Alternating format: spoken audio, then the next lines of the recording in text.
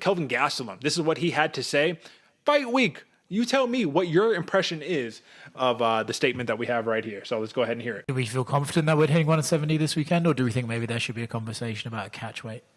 I am pretty worried this week, but hold on, wait, hold on. First off, just to be straight up, yep, pretty worried about the weight cut. I know I flew all the way out to Saudi Arabia, but weight cut might be a concern. AJ, what are your thoughts on that off the bat? Man, as his PR, if I was his PR guy, I'd be a little concerned, a little tenuous. Yeah, no, and as a bettor too, when I saw this, it made me a little like questionable if I should even put in the parlay, because like, is this guy even going to show up for weight? Like, is this guy going to show up for the night? Like, how's all this going to go? It's a lot of worry going into this one. You know, at this point, Dana White, you getting cut from the UFC. You can't pull out of this fight, right? It's too late. We've already been dealing with too much right here. So, all right, he continues. You know, we're going to talk with the manager and come up with the best game plan. You know, but I think tell he's like, fuck. You know, we're in for a rough weight cut. Yeah, not good. This is all I'm going to say, man. Let's couple this all together with about a month ago. He put out a new program, a new podcast. Shout out to Kelvin Gastelum, all the fighters who promote themselves. You got to do something, right? Outside of fighting. And it's a food reviewing program or something where they just eating the dopest food and all that. And it's called Missing Weight with Kelvin Gastelum. So I'm just like, this is just stock, just dropping. Remember, welterweight was the natural weight class. That's his weight class, right? So not a good look. All right, so I bring this clip up just to show you this next clip from his opponent, Daniel Rodriguez. And this is what his opponent has to say. And I think this is actually a really good listen, so check it out. He was just in here and he said that training camp's not gone well. He's struggling with a weight cut. It might be a rough one, and he would like to, him and his manager might, consider reaching out about a catch weight. Have you heard anything about that? And are you surprised that he was so honest?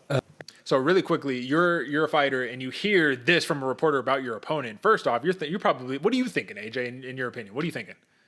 Man, I guess I'm not that mad, because it seems like D-Rod has had some conversations, but if this is the first time you're hearing of it, you're pissed, right?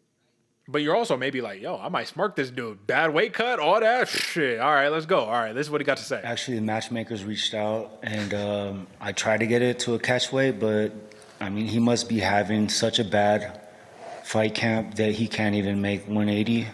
I'm currently 179 pounds, so I have to put weight back on. And this is a very important part right here. The cutting weight, that's already terrible. Now you have to go and put on weight. Putting on weight organically versus synthetically it's just a very different ball game. And it's going to be a very clear advantage, an unfair advantage for Kelvin Gastelum if he never had to cut the weight in the first place. There's diminished returns right there. So let's see what else he got to say.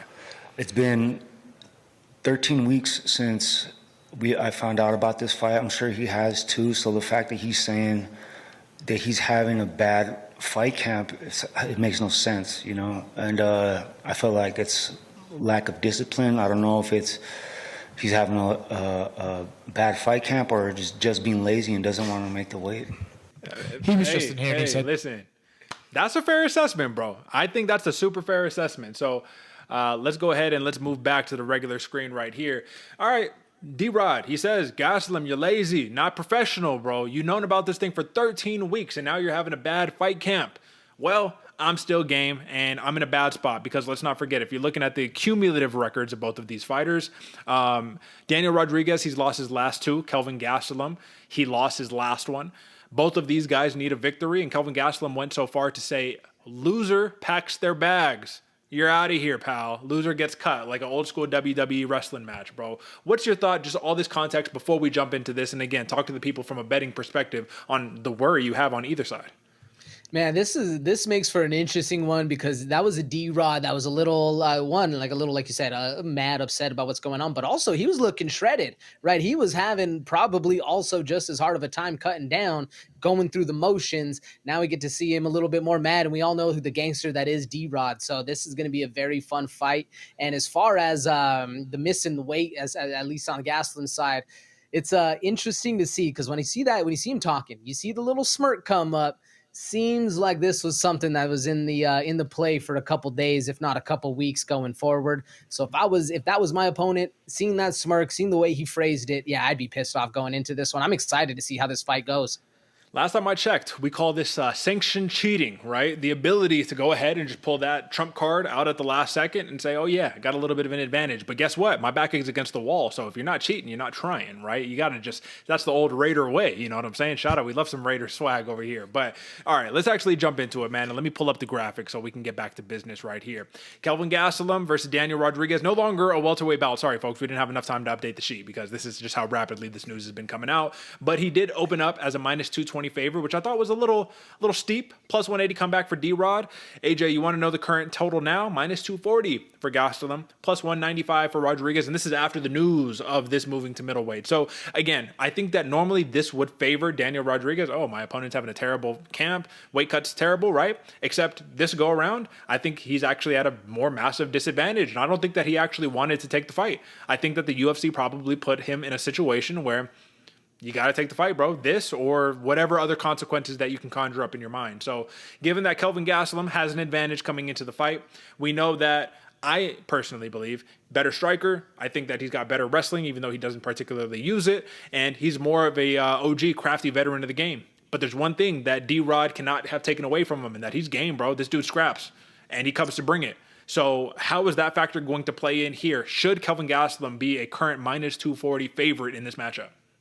Yes, should he be a favorite? Absolutely, Derek. But that's not to say that D-Rod is completely out of the mix right here, right? You see minus 240, you're thinking, oh, wow, like this is a big favorite. Yeah, right, the money's there. But D-Rod, with the amount of pressure he's going to put on and the pace, like you said, the scrap that's going to come along with the Daniel Rodriguez fight, man, this could be one of those ones where we're all looking back and saying, oh, damn, everybody was sleeping on D-Rod. Like we've seen fights happen exactly like that, right? Where Daniel Rodriguez is supposed to lose, comes back and the thug comes down and he gets to work, right? He puts knuckles to work. And in one of those fights, right, in the kind of drag out, knockout style of fight, Kelvin Gastelum not only survives but exceeds. In for instance, the Izzy fight, right? Kelvin Gastelum lumped up Izzy, but to the point where it's still hard to see Calvin win those fights because he's also getting lumped up. And if you're going to be there standing and trading with Daniel Rodriguez, it is going to be a long, bloody night. Makes for a fun fight for all of us. See, it's tough, bro, because my opinion is a little bit different. I think that Kelvin Gastelum, in just a straight up matchup where we're not worried about the takedown, I think that he's going to thrive in these matchups. But I also think that we're living a lot off of past glory, bro. We're still talking about the Izzy fight. How long ago was the Izzy fight? If I have to take a look at it, bro, this was in 2019. And we're talking about the fight that he lost, right? Yeah, he took Izzy to deep waters. Izzy's track record after the fact, I think, has propelled that fight even further. But I think what it comes down to here, man, is if you look at the last couple of wins, Chris Curtis, which was controversial because a lot of people thought that Chris Curtis got a victory and there was like clash of heads and all that. And then Ian Heinisch, no longer in the UFC, like long gone from the UFC. Prior to that, Jacare Souza, Michael Bisping. If that's your last wins in the last 10 fights, if we're talking going back to 2017, bro, it's just 2017, it's just a little problematic on my part, but I still think that throughout watching him in his career, Kelvin Gastelum is the play. I think the biggest problem, if I'm being completely frank and talking about right now, I think that the biggest problem for Daniel Rodriguez is just going to be a speed disadvantage, man. I think Gastelum is going to be a little bit quicker, a little bit sharper in the boxing, and we saw how Ian Gary was able to touch up Rodriguez in that last fight. It's just a matter of speed kills, and I think Gastelum will be able to use it to his advantage, especially not being depleted off of that weight cut. So let's talk about the props. If you're looking at Kelvin Gastelum, I thought it was really interesting that they had minus 105 decision for his prop total. Do you like that price? I mean, I find it interesting, Derek. Do I like it? Not really, because I mean, yeah, could I see this one going to a decision? But it's not really that enticing for me, right? It makes more sense to me having some other prop like a TKO or bundling Calvin in a parlay, because if this does go to decision, we've seen Kelvin Gastelum lose decisions as well, and have questionable outcomes whether he wins or loses them either way, right? Right, correct. Taking a look here, though, right? If you're looking at the over 2.5 rounds, it's minus 200 on this fight, plus 160 for the under. So is that something you would take, plus 160 on the under? Plus 160 on the under?